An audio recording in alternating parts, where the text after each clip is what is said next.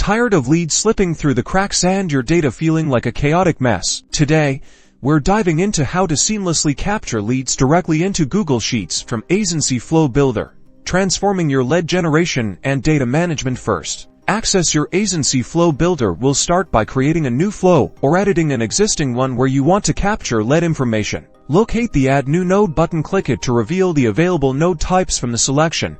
Choose the Google Sheets integration node. This node will act as the bridge between your flow and your Google Sheet. Now, configure the Google Sheets node. You'll need to authorize Aisensy's access to your Google account. Click the authorization button and follow the prompts to grant the necessary permissions. Select the specific Google Sheet you want to use for lead capture. Identify the worksheet within that sheet where you want the lead data to be stored. The crucial part: mapping variables match the data points you're collecting in your flow, like name, email, and phone number, to the corresponding columns in your Google Sheet. This ensures your data lands in the right place. Test your flow.